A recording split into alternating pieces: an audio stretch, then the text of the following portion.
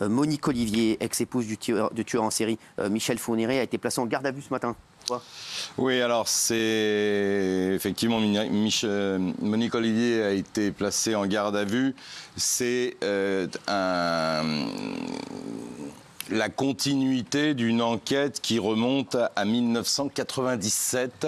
Ah ouais, Disparition d'une jeune fille qui s'appelle Cécile Valin, qui avait 17 ans à l'époque. Elle était à Saint-Jean-de-Maurienne, en train de marcher en direction de Chambéry, donc sur la sortie de Saint-Jean-de-Maurienne, et elle s'est littéralement évaporée. L'enquête a piétiné très longtemps et assez récemment, en 2023, à l'occasion d'un procès, Monique Olivier comparaissait devant la cour d'assises pour 3 crimes. Il y avait Estelle Mouzin, Johanna Parish et Marie-Angèle Domèche. Et là, il y a un avocat qui lit un procès-verbal qui remonte à 2005. C'est un procès-verbal belge qui avait été totalement oublié, où Monique Olivier raconte aux policiers belges qu'une jeune fille est arrivée, elle avait l'air de dormir, elle décrit la jeune fille, et le policier lui demande qu'est-ce qui s'est passé. Il dit s'il l'a ramenée à la maison, à l'époque ils habitaient à Sarcustine en Belgique, s'il l'a ramenée à la maison, c'était pour abuser d'elle, et ensuite évidemment il n'avait pas laissé partir, donc il l'a tuée. Vous situez ça à quelle période? Elle dit, je crois que c'était en juin 1997. Et ce PV est resté enterré dans les archives belges. Il a été exhumé, je ne sais pas par quel miracle. Il est arrivé dans les mains d'un avocat qui a évoqué ça donc devant la cour d'assises. Et le temps que ça fasse le tour, la lenteur de la justice, vous allez me dire, je sais, mais je ne suis pas responsable de tout ça. Finalement, les avocats se sont battus, les avocats de Cécile Valin se sont battus. Il y a Cathy Richard notamment, du barreau de Pontoise, qui a réussi à convaincre le pôle des cold cases de s'occuper de cette affaire, parce que je précise qu'en juin 1997, il n'y avait aucune jeune fille, à part Cécile Valin, qui avait été signalée disparue. Donc, en termes de probabilité, quand on connaît le parcours de Michel Fourniret, on peut imaginer qu'il est passé par là, il a sillonné la France dans tous les sens, qu'il aurait enlevé cette jeune fille et qu'il l'aurait ramenée chez lui. Donc, elle a été placée en garde à vue ce matin dans les locaux de la police judiciaire, et elle est actuellement entendue. On en saura plus un peu plus tard. Affaire de suspicion de viol dans le rugby, de nouveaux témoignages et de nouvelles révélations, Gilles Verdez. Oui, l'affaire évolue beaucoup cette semaine. Hugo Radou et Oscar Jégou, donc, sont 2 rugbymen français qui sont accusés de viol. Les faits se seraient déroulés dans la nuit du 6 au 7 juillet dernier. L'équipe de France est en tournée en Argentine. Ils sortent pour fêter une victoire dans un bar puis dans une boîte de nuit. Et l'un des deux, Hugo Radou, rencontre une jeune femme de 39 ans. Il rentre avec elle à l'hôtel. Il reconnaît des relations sexuelles. Son coéquipier Oscar Jégou arrive, lui aussi a des relations sexuelles, mais la jeune femme va déposer plainte pour viol. Donc il y a de multiples épisodes, ils sont autorisés à rentrer en France. Là, l'actualité, c'est que Hugo Radou a repris l'entraînement dans son club de Pau cette semaine, voilà, et que la justice argentine va se prononcer cette semaine, jeudi, sur un possible non-lieu.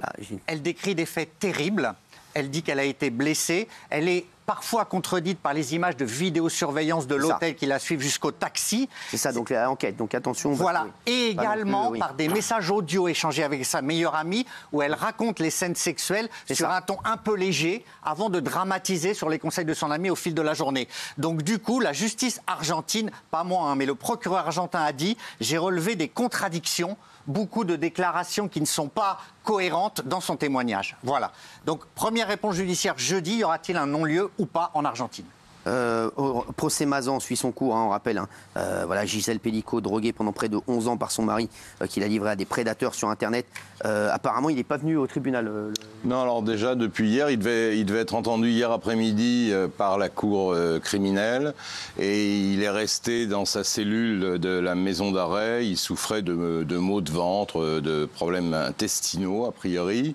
Donc, du coup, le président a inversé un petit peu l'ordre de l'audience en entendant les psychologues et les psychiatres, en espérant qu'il viendrait aujourd'hui. Et malheureusement, il n'est pas venu non plus aujourd'hui. Et du coup, il est hospitalisé. Et ça pose un vrai problème parce que l'audience prend du retard. Les avocats considèrent qu'ils ne peuvent pas faire le procès sans lui, ce qui me semble être effectivement la moindre des choses. Il faut surtout qu'il s'explique. Donc il est possible que le procès soit suspendu en attendant d'avoir de ses nouvelles de sa santé. Alors de prime abord, ça paraît une tactique. Oui. Mais il avait dit... C'est ce qu'on s'est dit. Voilà. C'est dit ou un manque de courage. Exactement. Mais il avait affirmé, ce que dit son avocate, vouloir témoigner, vouloir le procès, vouloir s'expliquer. Même si depuis le début du procès, il baisse beaucoup les yeux, etc. Donc, il y aura une expertise pour savoir s'il est réellement malade. Je voulais souligner aussi le courage de Gisèle, parce qu'elle a refusé le huis clos et elle a autorisé que les scènes de viol soient diffusées. Elle a simplement demandé que quand les vidéos des viols seront diffusées, que ses enfants sortent. Mais je trouve son acte extrêmement courageux. Exactement. Voilà. On va en reparler, bien entendu. Oui.